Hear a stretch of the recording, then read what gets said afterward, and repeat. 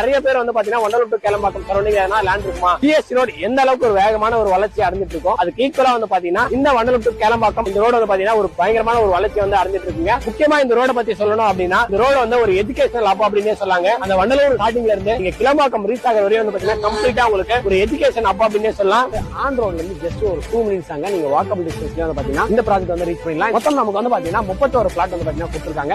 700 square ஃபீட்ல இருந்து 1800 2400 square feet வரையும் வந்து பாத்தீங்கன்னா இங்க பிளாட் சைஸ் வந்து அவைலபிள் இருக்குங்க. கம்ப்ளீட்டா இப்ப நீங்க திரும்பும் போது அப்படியே பாப்பீங்க எல்லாமே வந்து பாத்தீங்கன்னா நல்ல பிரைமான பிரீமியமான அபார்ட்மெண்ட்ஸ் இருக்கக்கூடிய ஒரு சூப்பரான லொகேஷன் தான் இந்த ப்ராஜெக்ட் வந்து அமைஞ்சிருக்குங்க. சுத்தி நமக்கு வந்து பாத்தீங்கன்னா வீடுகள் இருக்குங்க. இங்க இருந்து கிளம்பாக்கம் பஸ் ஸ்டாண்ட் வந்து பாத்தீங்கன்னா ஜஸ்ட் நம்ம 6 to 7 மினிட்ஸ்ல வந்து பாத்தீங்கன்னா தாராளமா ரீச் பண்ணிடலாங்க. நமக்கு தாம்பரம் ரயில்வே ஸ்டேஷன் வந்து பாத்தீங்கன்னா ஜஸ்ட் நம்ம 15 மினிட்ஸ்ல வந்து பாத்தீங்கன்னா தாராளமா ரீச் பண்ணலாம். ஏர்போர்ட்ல வந்து பாத்தீங்கன்னா நம்ம 25 ல இருந்து 30 மினிட்ஸ்ல வந்து பாத்தீங்கன்னா ரீச் பண்ணிடலாங்க. உங்க கையில முன் பணமா ஒரு 10 லட்சம் ரூபாய் இருந்தா போதுங்க. நீங்க இந்த மெயின் லொகேஷன் அதாவது நம்ம வண்டலூர் டு கேளம்பாக்கம் ஜங்ஷன்ல இருந்து ஜஸ்ட் ஒரு வாக்கபிள் டிஸ்டன்ஸ்ல நீங்க சொந்தமா வந்து பாத்தீங்கன்னா ஒரு லேண்ட் வாங்கிக்க முடியுங்க. சொந்தமா ஒரு வீடு வேணும் அப்படின்னு நினைச்சீங்கன்னா உங்களுக்கு 65 லட்சம் ரூபாயிலே வந்து பாத்தீங்கன்னா சொந்தமா ஒரு வீடுமே வந்து பாத்தீங்கன்னா கட்டி கொடுக்குறாங்க. அதுக்கு ஒரு முன்பணமா உங்க கையில ஒரு 15 லட்சம் ரூபாய் இருந்தா போதும்.